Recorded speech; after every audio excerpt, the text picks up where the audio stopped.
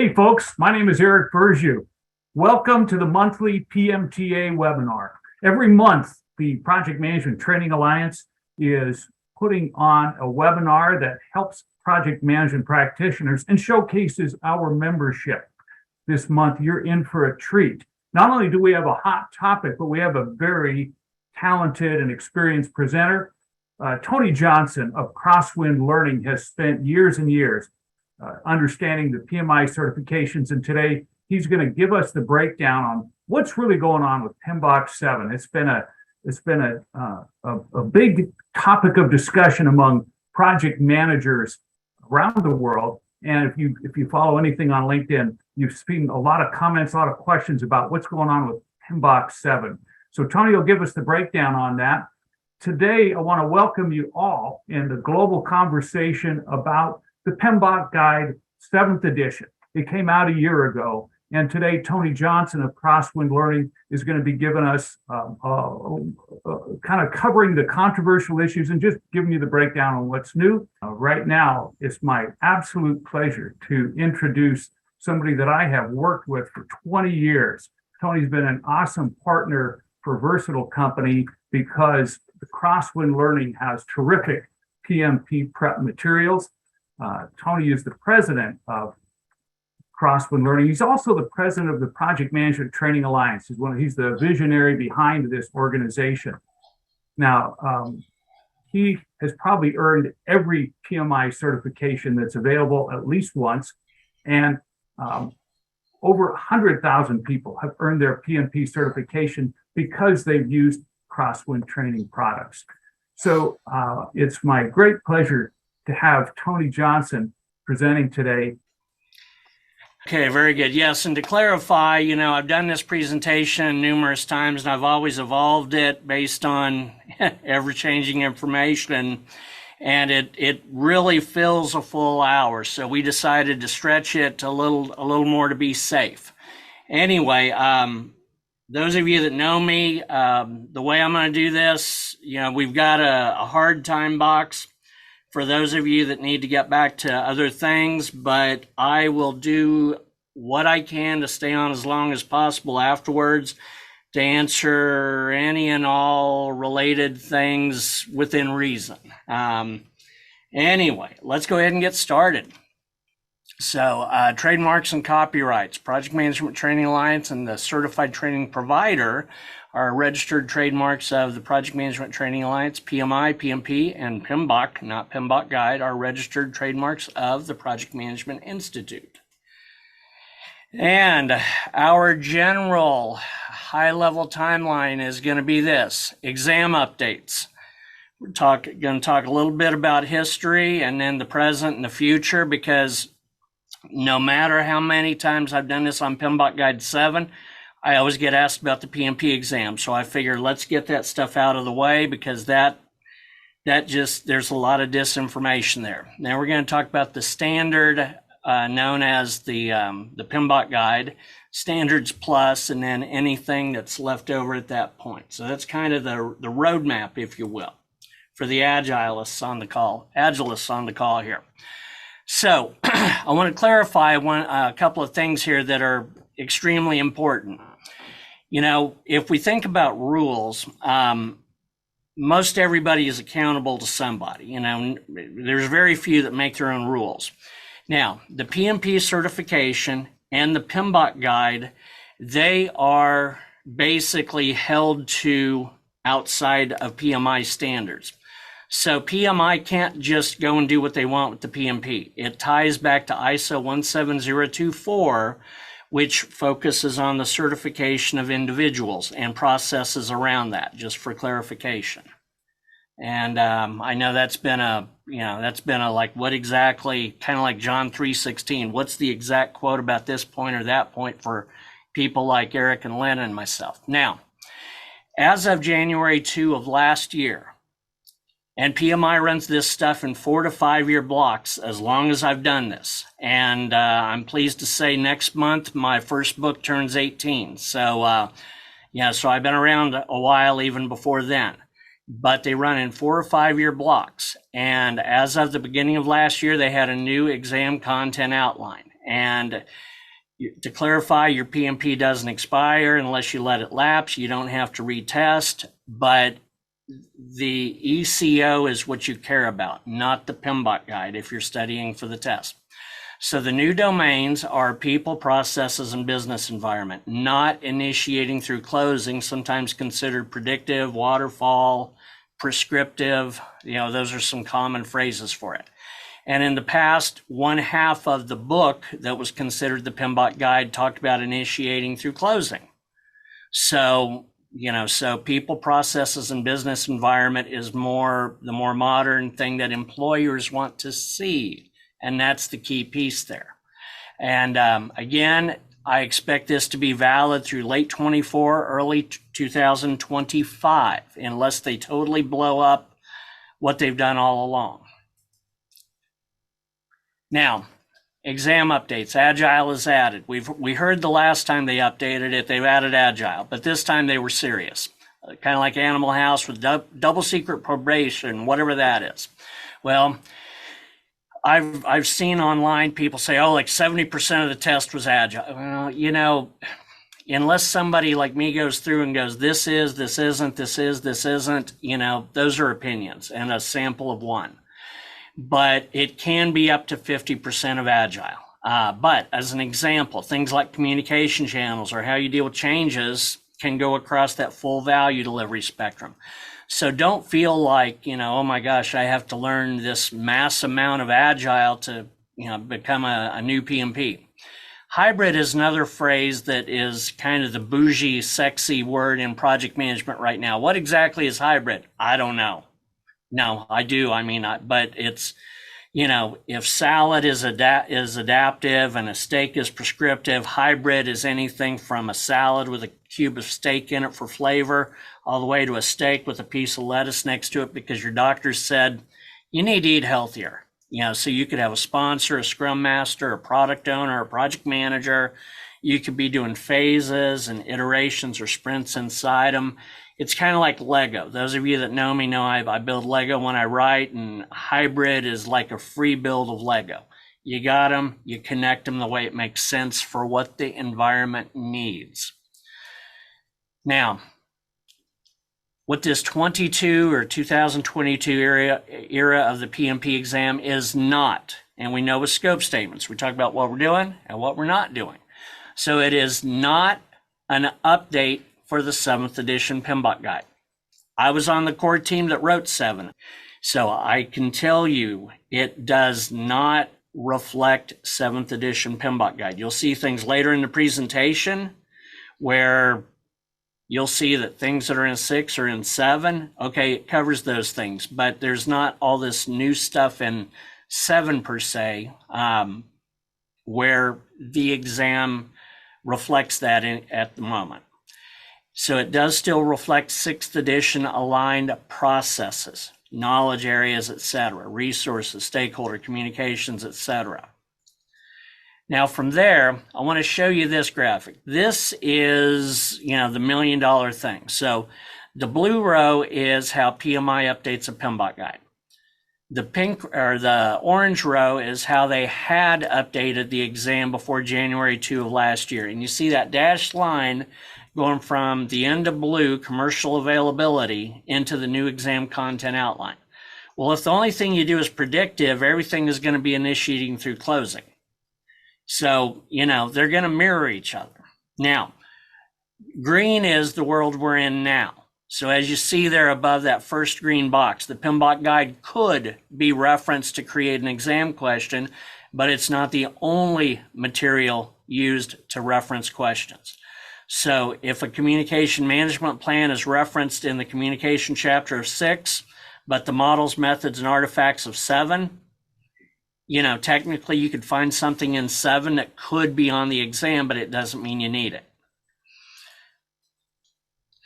So a few notes. Every 4 or 5 years per ISO 17024, they have to do an exam content outline update. Again, I told you when that is expected, late 24, early 25.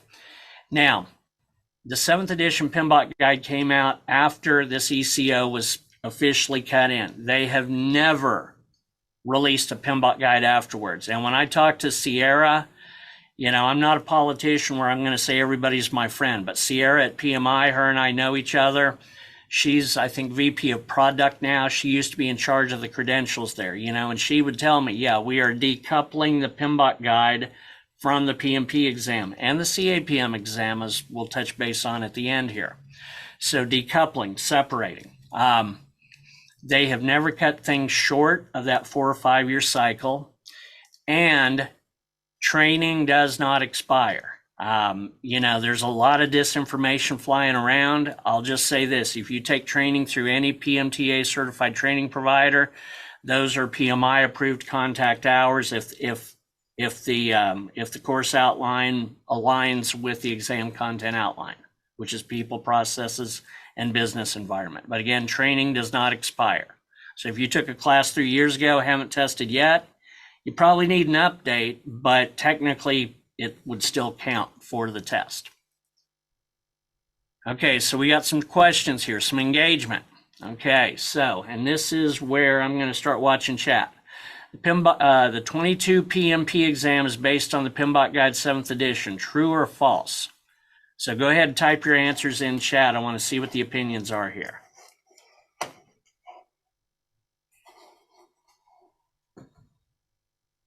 I like John Herman's answer. You said false. So I think I like that. I assume you're believing me as opposed to maybe not, but assuming you're believing me, I like that answer. Yes. False, false, false. Now, when we look here then, yeah, false. Now, we got another one. The 22 exam is based on the exam content outline. Go ahead and type your answers in.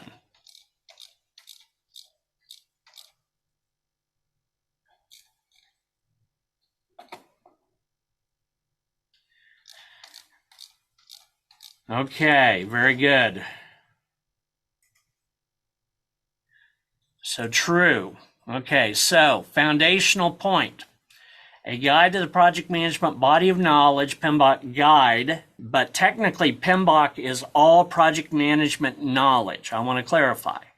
So like if I interview a trainer and they say the PMBOK, but not the PMBOK guide, it's like, yeah, if you're using slang there, well, so the guide is a summary or an aggregation of knowledge that PMI has pulled together to be recognized by the American National Standards people as an ANSI standard. They have various other standards like program portfolio, etc., but those are not ANSI standards. Only the PMBOK guide is. I believe that's the case. If it has changed, they have not shared that. Tony, I'm going to break in and say there's a key question in chat that I think everybody just wants that summarizing question. It says, okay, studying the PMBOK 6th edition and ECO should be enough and no need to study from the PMBOK 7th edition? Correct. So let me clarify. Larissa, the PMBOK guide itself was written as a standard about how to do project management, not the basis of the exam. So people at PMI that have been in Sierra's position in the past have told me 60 to 80% of the test can reference something in the PMBOK guide. And now to that I say, just because it's in there doesn't mean it's communicated clearly enough if it's new to you that you could just look at it and go, I can get enough out of that PMBOK guide that they could test me from any direction and I would do well. So I do recommend, a good exam prep book like mine, of course, but yeah, the 6th edition framework will work. And I can tell you 2 or 3 weeks ago, I had a 4-day class.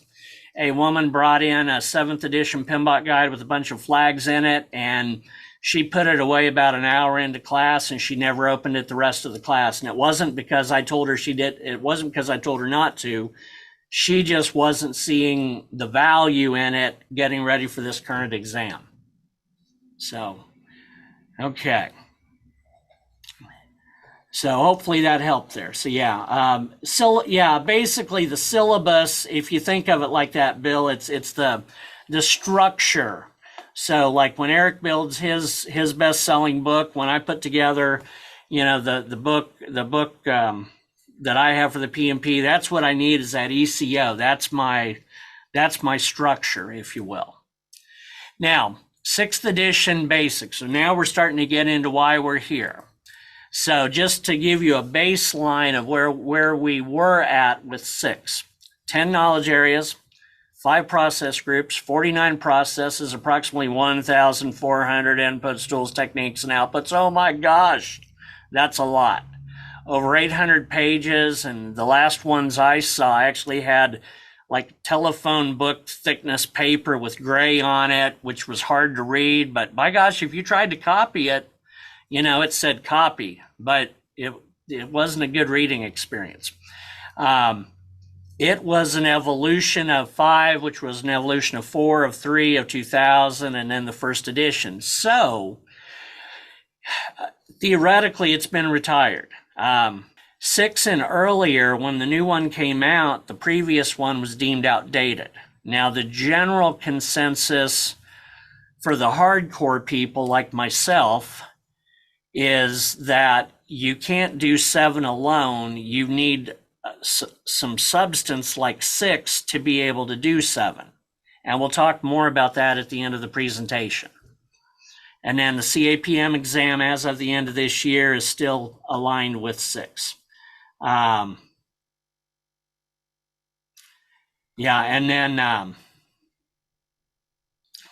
I see some questions coming in there.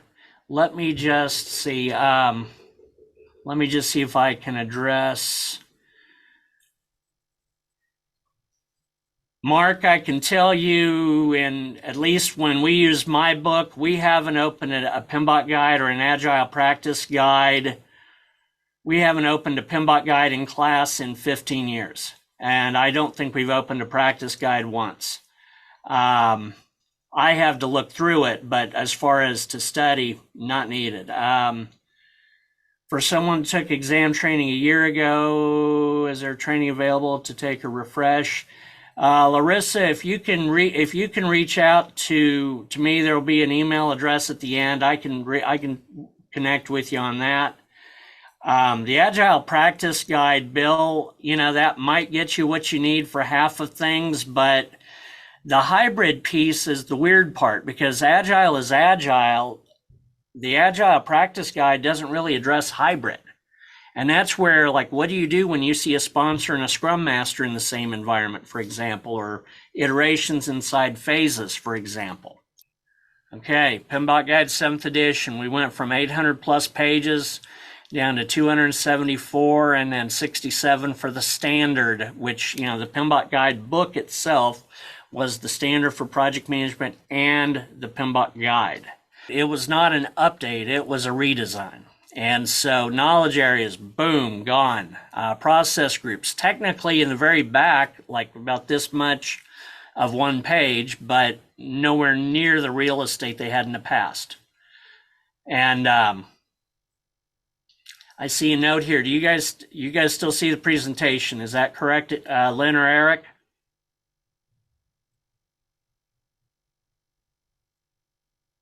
Okay. Yeah, we're good. We just had one person that lost it. Okay.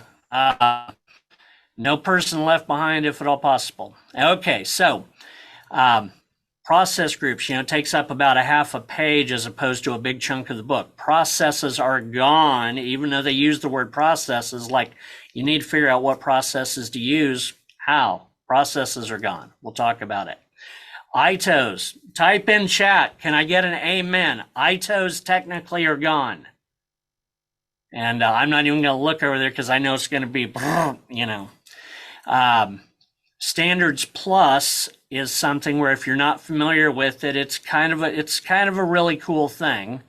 It's kind of this, I'm not going to call it the Google of project management, but it's if you know what you're looking for, it can be a really cool tool.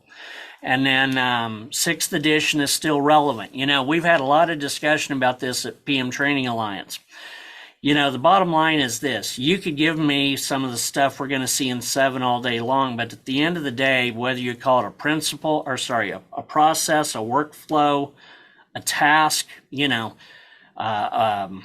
disciplined agile class I taught last week, somebody called it a standard. And I said, a standard like the PMBOK guide? And they said, no, a standard about how to create something. I'm like, okay, so 6 calls it a process, you call it a standard. So, there still has to be the how do we do something, not just let's talk about uncertainty. And so what you'll find is, if you haven't burned 6 yet already to keep warm, having 7 and 6 is a pretty nice combination. So this matrix has evolved. Those of you familiar with our products, you might recognize this. The matrix, evolved is, I guess, as good a word as any. So let's look here. So new items. So 7th edition PMBOK guide now. Okay. So instead of process groups across one axis, knowledge areas down the other, we now have the standard for project management, which talks about the value delivery system instead of process groups. And I want to clarify that PMI did not just rename this stuff. It's not like Anthony is also known as Tony. So the value delivery system, which could be anything from adaptive to prescriptive, and thus hybrid is a lot of space in the middle there, and the 12 principles. And if you were a disciplinary problem in school, that probably makes you cringe. 1 was enough for you. That was a bad joke, I know. But these 12 principles, they're, kind of like the 10 commandments, if you will. I mean, they're pretty straightforward. And then the PMBOK guide itself, that part of the book, has 8 performance domains, not knowledge areas being renamed, I want to clarify. Even though it gets a little more detailed than the principles, but still it's just not a rename. Now, I want to clarify another major point here. Some people think with the PMBOK guide, like you have to swallow it whole. Like this is how we do project management. And I think most would agree if you tried to do project management the exact way the PMBOK guide, like 6 said, with no variation, you probably would go out of business because you wouldn't be getting anything done because you would be doing documentation all the time. So, later we'll talk about tailoring, but, you apply it as needed. So 6 was not meant to be prescriptive, like do it this exact way. Like 2 Mondays ago, I had dental surgery. I had various prescriptions that do this way, do this way, do this way. 6 is not that. 7 is not that. They are frameworks, if you will, about how to do things. So what is a principle? Okay, so you see the bullets here. They guide what we do. You're not necessarily going to have them in an order. So like if you're used to thinking process groups, initiating through closing, or a knowledge area, the processes within it, no, principles, like me being a single dad. Some days I'm disciplinarian, some days I'm character builder. It just depends on, what's needed at the time. And there's not a standard connectivity for them. So if you remember 6, where like every process had a line that connected to every process, yeah, the land of compromise in that regards is gone. So what is a performance domain? Activities that can produce outcomes and the sexy, bougie, agile word value. If it's not value based, why are we doing it? Thus not processes. And then you could apply across that delivery framework or delivery spectrum or system, however you want to think about it, with predictive, aka waterfall, adaptive, aka agile frameworks, and hybrid, the Lego combination between. So principles and performance domains work together as needed, as we will see with this. So you have performance domains on the outside. You have in yellow, you have principles in the pinkish there. And, like adaptability and resilience. Okay, well, that's a principle. I mean, it's change, a mentality toward change. Okay, cool. Well, what exactly do you do with it? I can't exactly tell you just based on looking at this, but if you tell me there's somebody that's very hesitant to it versus somebody that's pretty open to it, there's going to be way different ways I engage those people, as an example. Now we got a question here. How would I say 6th and 7th align? Chad, very good question. What I'm going to do here is I'm going to go through and we're going to talk about the framework of 7. But the bottom line is you've got to have processes, whether you want to call them task, workflow, processes. You got to have something about how I'm going to do what I'm going to do. And so just give me a little faith, and I'm going to show you some ways to connect them as much as possible in this time frame. Okay, so you guys are getting good at being adaptive there. So meant to be prescriptive. Let's see. False. Okay. So then process groups and knowledge areas were renamed to principles and performance domains. Okay. So false. Yeah, they are. It's not just a rename. It's not just Anthony is also known as Tony, so it's totally different things. Now, 7th edition at a high level. So we have tailoring. Now, tailoring, I believe it was born in 6, or at least got a lot more real estate in 6. It gets a lot more real estate, especially given the page reduction in 7. Tailoring is huge because if you've looked through 7 at all, like one of my students from a few weeks ago, he's like, I have 5 and 6 with flags all over them. I use them when we do mergers and acquisitions. And I opened 7, and I'm paraphrasing him, but he was like, what in the world am I supposed to do with this? I can't grab onto anything, to do something. I can't look at it and go, this is a problem. Okay, this will help me solve it. And so when we think about tailoring, it's tailoring the performance domains to do what's needed. And then we're going to see a big section in the back of 7, not mixed martial arts, but the other MMA, models, methods, and artifacts. And artifacts are where you're going to see things like communication management plan, breakdown structures, org charts, issue logs, assumption logs. Now, give me a true or false. Does that sound like I'm talking about PMBOK Guide 6? Communication management plan, issue log, assumption log, charter, project management plan. Those things are in the back of 7 in the models, methods, and artifacts. So we'll talk about that at the time as well. And then our performance domain. So you guys can read the list there. I'm going to go on to the next slide and get into details for you. So tailoring. Okay, so adjusting your delivery. In other words, it's not an entirely swallow it whole prescriptive thing. So you might focus on if we need to deliver quickly, if we're trying to not have excessive costs, trying to maximize the value. Those could be things that could influence the approach you take. Recently, somebody had told me, oh, you just get you a dental implant, you can get it in one day. And I had Googled some of that in the past. It was like, yeah, there is no quick delivery for solid, based on what I've seen. So that was a longer tailoring effect of maximizing value, for example. In other words, it's going to take a little time to fall into place, so to speak. High quality outcome and value, theoretically go together. I mean, you could make something the way it's supposed to and it doesn't produce value, but these are things that could influence how you go about applying things. Regulatory can influence things. One of my alumnus said recently in his 30-second elevator speech, and I might have the numbers off, but it was like, my last project was $600 and some million budget to eliminate $1 billion in fines or something like that. Wow, but that could influence things.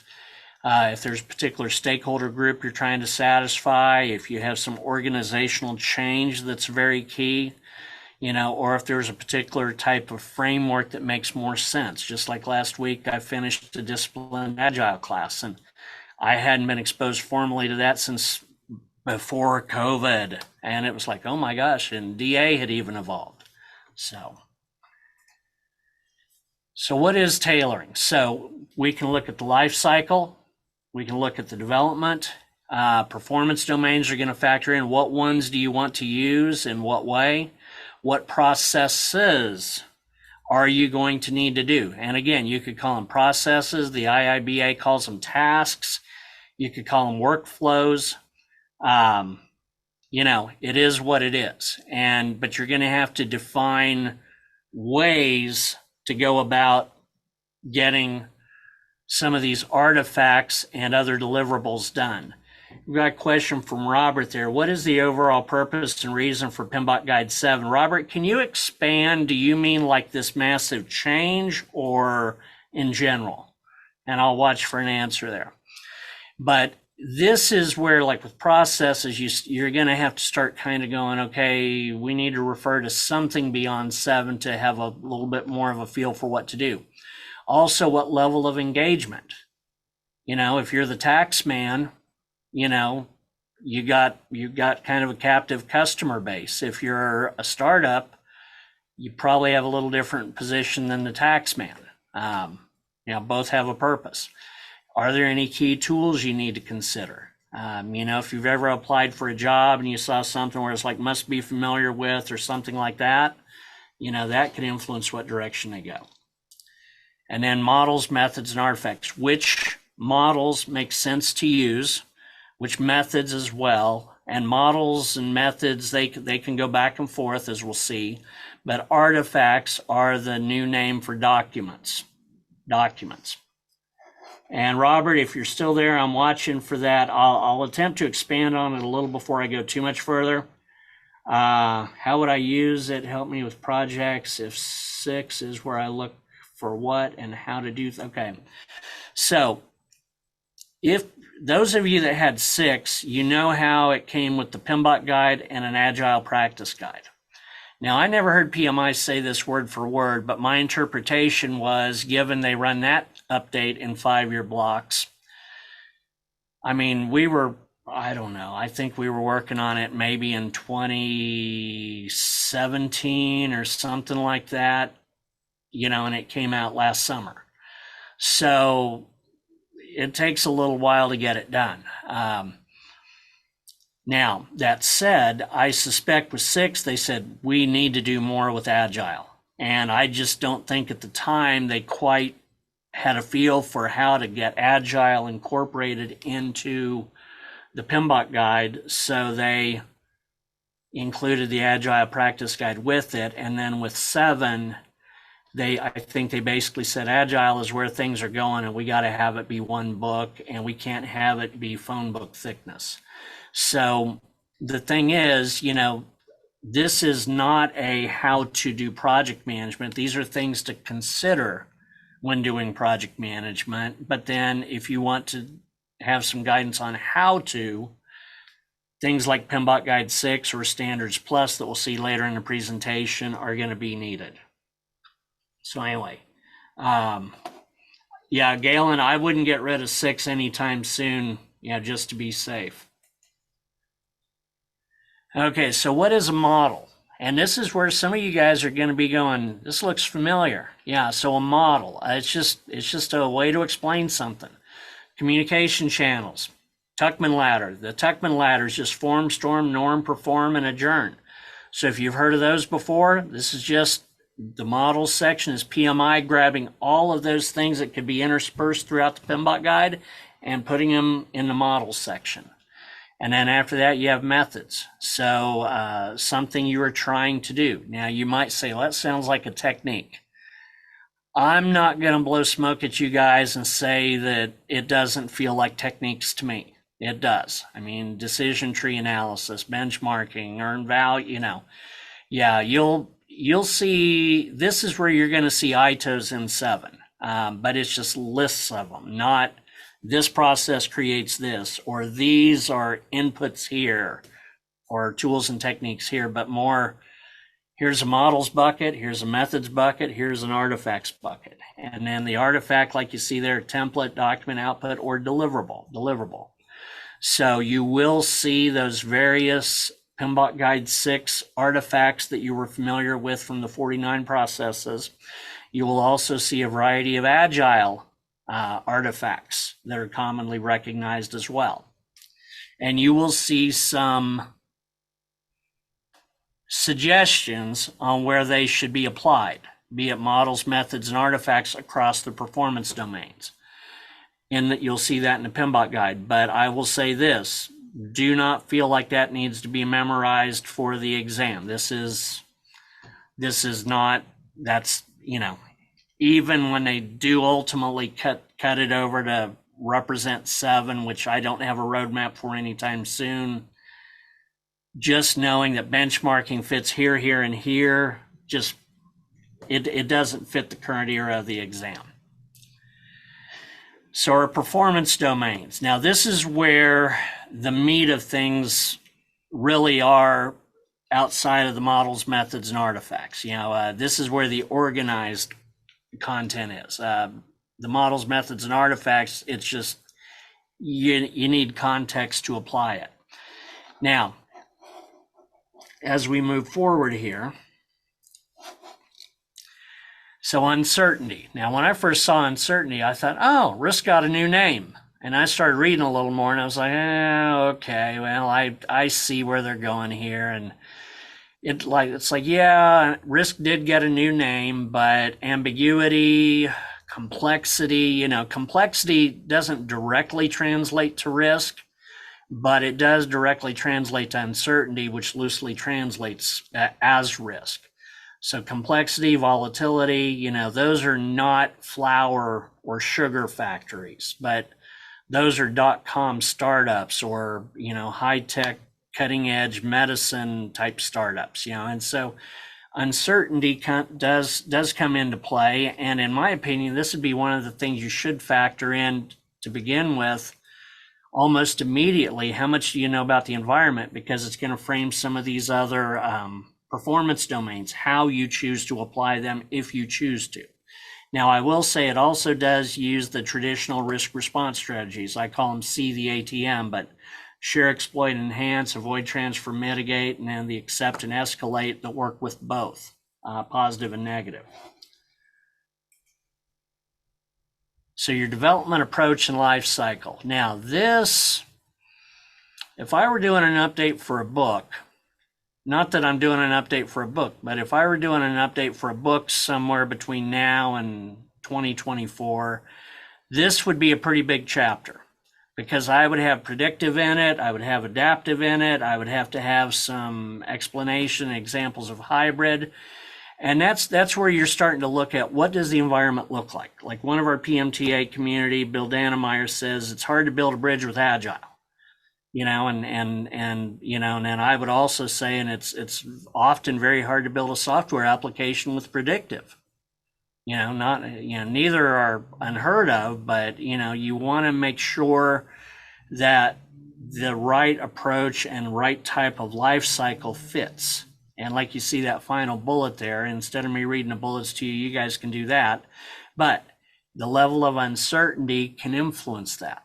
You know, I have 2 teenagers. Many a times I've said to both of them, I will start and end a discussion, if not stating it throughout, based on what I know right now, you know, because uncertainty is uncertainty.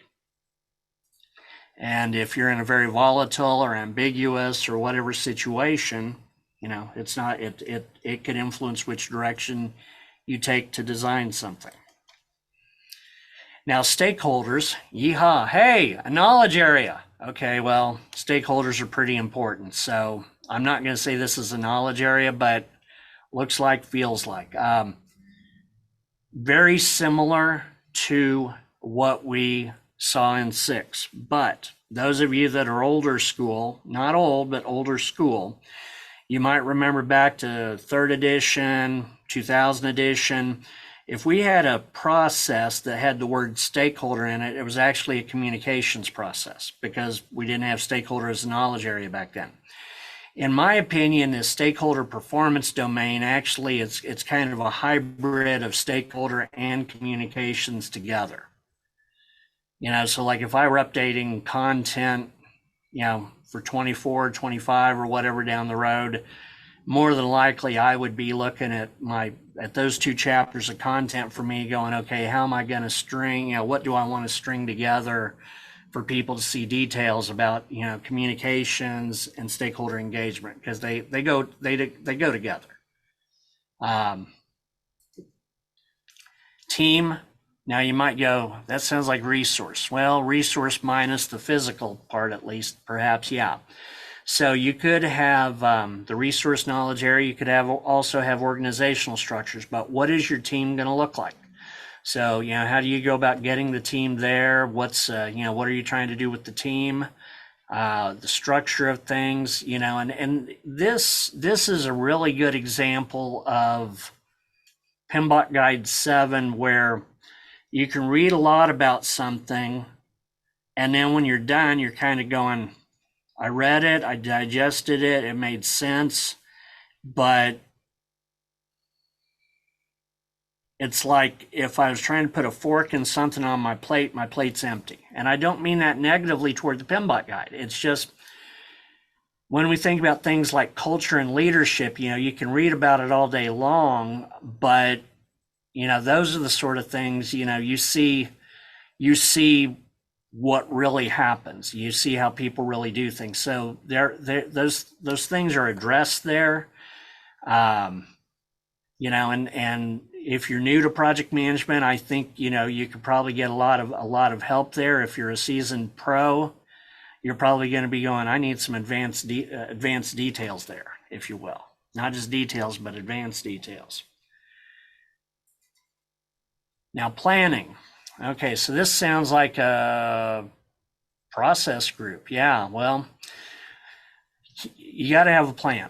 So basically, schedule, cost, resources, a little bit of procurement could be, could generally be addressed there. If I remember right, it's a left-facing page that's maybe about 4 inches tall on one left-facing page that basically I looked at it and I thought, oh, that's the schedule knowledge area. That was it. I mean, literally, it was like, when building a schedule, do this. And so when we do think about planning, you're going to have to figure out what processes you're going to use. Standards Plus is probably going to be your friend, or you're going to be punching and coiling that PMBOK Guide 6. If you use it so much, you're breaking the spine. But planning, there's going to be a lot of detail in there. In reality, you're not going to see a super deep degree in the PMBOK Guide 7, but you'll see things to consider, to take into consideration, if you will. And then project work. So what processes are we going to do? What are the, what resources are there? What are we trying to get done? And so you see there's stakeholder communication, resource management, procurement. This is where the rubber hits the road. And, one thing I'll say, one of the trainers that works with me, Dr. Greg Shetler, when he and I were talking about, I think he and I were talking about 7. I know at one point he said about 6, they really need to embrace change management a lot more. And and when we talked about 7, he was pleased to see that, they had made some steps there. So, whether it's adaptive, predictive, what have you. Okay. Delivery. Now, with delivery, you see that final bullet. I'm going to start with that. I like to think of this, when I look through this, I think scope and quality together. Because, quality is kind of the standard we're trying to work to, and scope is the delivery of it, if you will. So focusing on delivering value, not just progress, I don't care about 20 tasks open and percent completes or incrementing. No, value. If we did, here this is, and people want it, if you will. We also recognize that third bullet that requirements can evolve. So especially on the agile side of that value delivery system, requirements would evolve as we learn more about things. But again, scope and quality kind of working together there, if you will. So as an example, now we had an earlier question about like, how do I connect 6 and 7, or how do I align 6 and 7? If you take a read on value and you get into a value mindset instead of like a task mindset, if you will, then all of a sudden you go back to 6, or like my boot camp manual, and you look at the scope and quality chapters. Those scope and quality chapters are going to give you some steps about how to do things that are going to produce value, as an example. So that, that's a snippet of how to connect those layers, if you will. Okay, so measurement. Now you might say that sounds like a rename of monitoring and controlling. I'm not going to blow smoke at you and try to say it doesn't. If to me this, whether it's scope, schedule, cost, quality, whatever subject, measurement is what am I trying to do and what am I doing and what's the difference. So you do see, for example, key performance indicators being referenced, determining what to measure. So it's not just is it on track or not, but what might some of your baselines look like. And in the agile world, especially dashboards, the burn up, burn down, Kanban, any of those, graphic things that just jump out at you. And let me look at questions. Do we have any performance domain questions at this point before I go to principles? I'll give you a moment to type anything in there. If I see anything, I'll attempt to address it. I can always address it later. I just figured, this is a good, if we had a 2-part movie, this is a good time to say, go restock popcorn, if you will. Okay, so principles. So what are principles? Principles are things that you should, I generally say things you should do, but then if somebody has bad principles, then it's like, well, let's not do those. But these are things that can influence what your environment looks like.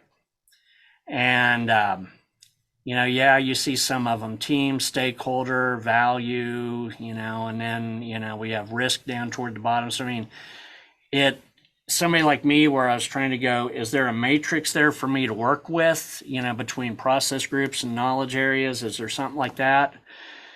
Just take them for what they are. Performance domains are the meat and potatoes of things as far as 7 has. Principles are ways to take things into consideration, if you will, approaches, if you will, or things that can influence your environment. When we think about stewardship, the bottom line is treat others like you'd like to be treated.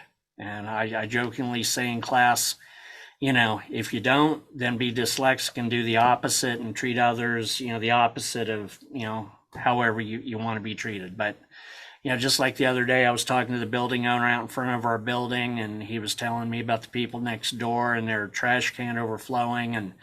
And there was a few pieces of trash, a few steps down. I walked over to pick it up before we were done talking. He said, "You don't need to do that." And I said, "Hey, this is my place like it is yours. I want to take good care of it."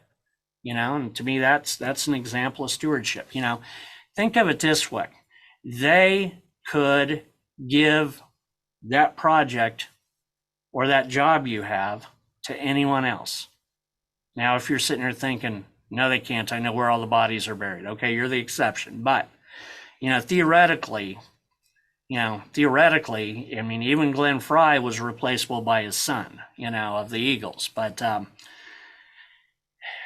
if you're entrusted with something to produce results, it is what it is. Produce. Respect that trust. Now, from there, when we look at team, When I think about team, you see that culture, respect, accountability, agreement, structure. Yeah. What's the team concept? Like I was watching the Detroit Lions Hard Knocks last night on HBO or whatever the channel's called now. And the coach was screaming about, pay your dues, and he wanted them to do these up, down, something and others. And one of the football players yells, "Pay your dues, coach." And the coach sat there and did about 30 of them with the entire team. And I thought, wow, I like that guy, because he's prepared to get his hands dirty just like everybody else. But what does that principle look like for your environment, for somebody else's environment, for the environment to be successful? Because you might say, we got the A team, but not for the project that we need. What we got is like a D team for this project. We really need this, or we really need culture like that. From there, we get into the stakeholder principle. Yeah, understanding the concept of a stakeholder, that you are there to hopefully engage them successfully. It's not just the old like 3rd edition PMBOK guide process. I think it was managed stakeholder expectation, but it's an ongoing sustained engagement or involvement. It's not just, no, that's out of scope. No, it's we are in this together. And, and that sustained involvement and engagement. Value. This is something not everybody gets, especially, and, I'm not necessarily saying it toward anybody on this call. John, you like that Lions reference, but hey, they were the one team. So I've seen people in corporate America over the years that I think their parents didn't tell them no enough when they were children, and thus they grew up thinking that, if somebody tells them no, they should just be able to dig in and get what they want. And the bottom line is, they might have this like task mentality, like, well, I need to see the percent completes. Okay. Well, the percent completes don't add value. They just mean we're closer to the finish line. So if I have 20 tasks that I have greater than 0 but not 100 on, I have 20 things I'm chipping away at, but I'm not getting anything done. And so, if the product owner prioritizes effectively, or whoever the party is, depending upon the environment, these are the higher priority or higher value features than these. Theoretically, you're providing more value earlier, more frequently, etc., and aligning with strategy, roadmap, etc. Let's see, we got a question here. Do you have a view on whether the greater emphasis on value in 7 is overdue or too? I think it's long overdue. So the question the way I translate the question, do you think the emphasis on value in 7 is overdue? I think it's a good 5 to 10 years overdue. Because if you said to me, do I care about results or percent complete? I'd say, give me the results, because that'll take care of itself. Percent completes, you still got to push along. So yeah. But if you have a sponsor or somebody signing the checks that is a percent complete person, and I'm not saying that's bad, but 20 things open, you're not getting any value quickly, versus 2 or 3 things open, you're getting them done and moving on. And so if you have somebody that has that mentality compared to produce, or finish, it's going to be a massively different environment. Now your systems thinking. So this is where, somebody called me the PMP whisperer once, and I said, okay, and I was familiar with that dog whisperer, so I assume that's what they meant. But I've been asked, like, where do you get your information? And I basically said, I pay attention to anything and everything potentially related to the subject, and I try to remember it as far back as I can, even who said it. And also just as important if they did not say it.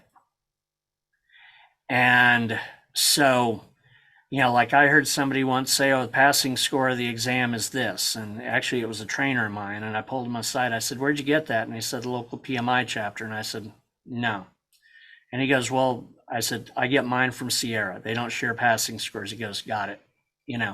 So I might hear somebody say something today. I might hear somebody say something a year ago, and I put them together and I go, they don't align, or, ooh, you see this and you see this, and you see things start to take shape.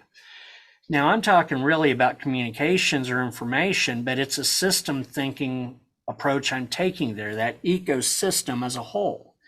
If you can have a systems thinking mentality for you, the project manager, or whatever the role is, and whatever all team members, it's going to better help people recognize how those pieces fit together, how they fit together.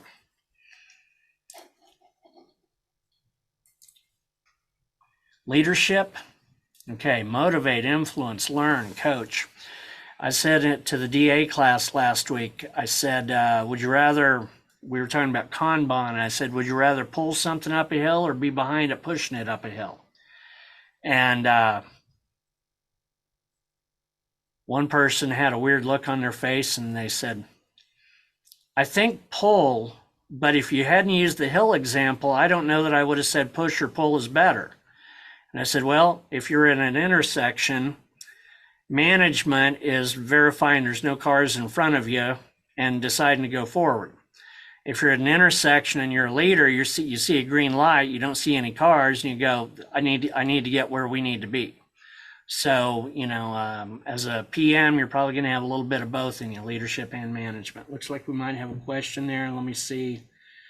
Seems PMBOK guide is responding to how projects work in real life. PMBOK volume 3 and subsequent did very little to prepare me to run projects. Yeah, I gotta admit, 2000 edition and before, I could actually kind of look at and go, I can see what to create here, as opposed to feeling like it was a DNA level analysis. And Mark, you weren't, you were aware it was not necessarily aware that it was a new thing. I'm not necessarily saying it's a new thing, but it's something they formally recognized as a standalone principle. That's where I was going with it. So, I think anything that we cover here today, none of it's necessarily going to be brand new, but more of a reorganization and maybe recategorization of some things. Okay, so tailoring. And so this is where, kind of like taking some pants to the tailor, let them out a little, bring them in a little, but you focus on context. And like with disciplined agile, context is the key phrase. You got to have context. Actually, with anything with project management, I got to have context. And so thus I know the context. Once I have that, I can figure out the right approach to deliver, optimally without getting bogged down, kind of like Rachel was referencing third edition and since, there's just, the way I translate that, there was a lot of baggage, if you will, with it, kind of hard to just go, this is how you do it, or this is how you do it. Well, if you don't need all that baggage, then yeah, you've got the context to do what you need to do. Recognizing that every project is unique. Now, that's been around forever, but pulling it under tailoring implies that every project is not just a standard cookie cutter approach to get it done. And then adaptive is not bad. Some people, they say we do Scrum, but we do it this way. Well, Scrum is a framework. And frameworks are not exactly A plus B is C. So as long as you're not, kind of like Eric Church says, he says, don't stay between the lines, stay between the buoys. So as long as you're going in the right direction, and getting value, that's the key. And you can evolve things iteratively with tailoring. You could, like leadership styles could evolve as well with tailoring. You can do what's needed for the time based on what you know right now. So quality, you want to build quality in. Now remember, with value, quality is we built it. Value is it does what it was supposed to do, or it produces, if you will. So you might have some requirements and you might build to those requirements, and then it might be it's sitting on the shelf collecting dust. So, it's not always a given that just because you built what you were supposed to build that it produces value. But if you do factor quality into how you do things, like a proactive approach, for example, versus reactive approach, more than likely proactive, you're going to have value earlier than later. So the organizational quality culture, I would think, would influence the principle here. Complexity. Well, complexity kind of sounds like system thinking and uncertainty, and but nothing worthwhile is easy. There's a lot of moving pieces. So, whether it's how people interact, how pieces of a system or technology interact, it could be simply vague. And, I remember the first time I ever did an on-site, it was evenings, and they said, we need something in the contract that says, if we're not happy at some point, we get all our money back. And I said, well, I'm willing to try to figure out how to word that, but we just can't make it word for word. But that was too ambiguous. We couldn't figure out a good way to word it. And finally they said, we just want to get started. Where do we sign? So complexity, uncertainty, ambiguity, they tend to go together. And if you're dealing with something pretty bleeding edge or leading edge, it's not unexpected. You would have some tech innovation associated with it. And medicine is like that as well. A lot of cutting edge medicine type things. Risk, you guys, the bulk of you guys are probably already PMPs, you know about risk, but a risk mentality. Some of you are familiar with the awesomeness of our general manager, Denise Nichols, almost a decade and a half now she's been with Crosswind. But, she's not certified. She's like, yeah, I'm not a PM. But many times she'll say from a risk management perspective. And, and so you don't need to be, certified to be a risk-minded person, but are you an opportunity person, a threat person, meaning try to maximize or minimize, or do you only see one side of that fence, what have you. Now, we also have adaptability and resilience. We have change. So, this stuff starts to kind of run together, I admit. Now, let's see. I'm watching time here. So adaptability and resilience, sticking to it. When I'd been in business 20 years, somebody said, it was grit and grind that made that happen. And I've told my kids, I said, I'm not always the smartest person in the room, but I stick around often enough to where I know more than enough to do what's needed. And that's that adaptability and resilience. Again, outcome, not just progress. Now, change, we expect change. If you have things very well planned out with a high degree of certainty, then you're probably not going to have a lot of changes to have to deal with. If you have a very volatile sponsor or volatile dynamic environment, change is just going to be in the culture. And from there, the value delivery system, and we are getting toward the wrap up. The value delivery system is where we look 3 to 5 years out down the road. We could have a roadmap in place and, subject to change, of course. Remember, portfolio management focuses on doing the right work. So like when Steve Jobs said 1,000 songs in your pocket with an iPod, if you'd said to me in high school, where this is the size of a cassette, if you'd said to me 1,000 songs I could put on the size of a cassette, I would have been all over that. Heck of a vision statement. But that was that portfolio management. And then, okay, we need to make a portable music player and revolutionize the music industry with MP3s and make iTunes. And, and if they didn't have all three, you didn't have 1,000 songs in your pocket. So that big picture down the road, programs and projects, benefits and results, tasks are nice, but I care more about benefits and results. And 7 cares more about benefits and results. And operations, your daily keeping the lights running, so to speak. Now, if you're a PMI member, not a requirement, but if you are a PMI member, Standards Plus is a kind of a cool thing.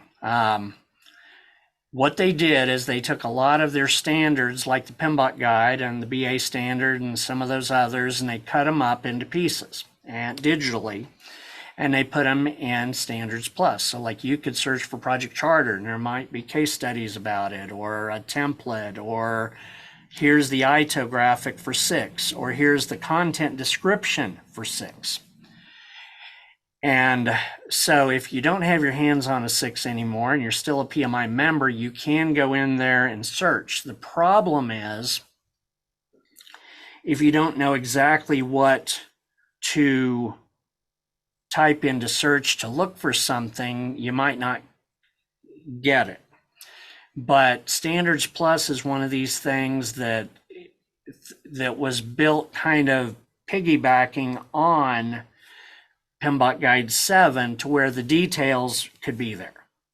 In other words, if 7 doesn't have details, where are the details? So you can go into Standards Plus and get details. Like I said, here's the ITO table for 7, for the charter. Here's the charter description, etc. But again, you got to know what you're looking for. Typing, how do I get my sponsor to get locked down to keep from doing changes, I doubt is going to pull that up, for example. Okay, so let's see. And I believe you can subscribe to Standards Plus separately if you are not a PMI member. But if you are a PMI member, that's one of the things you get access to. Now, as of earlier this week, they've already moved the date once. They're saying the CAPM exam is supposed to be updated for January 23, not to reflect 7th edition PMBOK guide, but to reflect the adaptive, prescriptive, hybrid, and business analysis approach.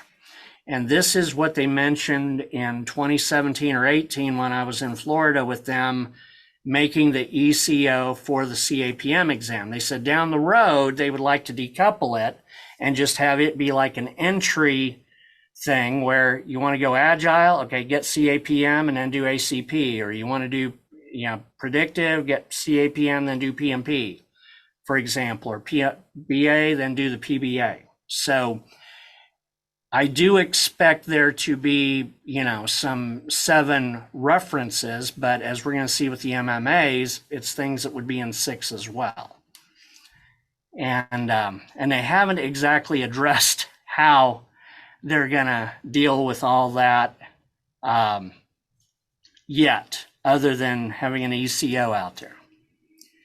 So anyway, one thing they did announce, and the final bullet is the big disclaimer, if approved. So they did not say they were doing this. They were shooting it out there to see what interest there would be. I suspect because of backlash about where are the details from 6 that didn't make it to 7. We want the stuff that's on the cutting room floor. So they did inquire about interest in a predictive standard, they called it, and that it would be knowledge areas, process groups, and processes based standard. Now, if they did anything with it, they said by the end of the year, it would simply be what format and a release date. That's it. Not by the end of the year it's out, but by the end of the year, we would have an opinion on if we're going to do anything. So that potentially makes sense for something to complement CAPM and give them a chance to possibly, sell another book if you weren't using, an exam prep book. But even that, I would think don't do that. Don't, you know, that CAPM is, it's going to be kind of its own thing. I'm going to jump in and share Okay. a little bit of the refined, remember, review for folks how to claim the PDUs. It looks like we've pretty much gone through all the questions. So let me just wrap up today Okay. with a recap of that information. So again, thanks everybody for being on this.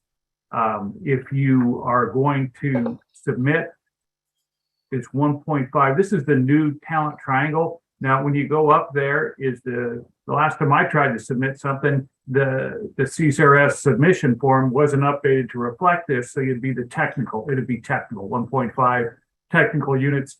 There is no specific claim code. So you open up, you use the, when you go there, you click online or digital media, and then you simply fill in the information about what webinar you attended and what day it was. You can find all that at our website.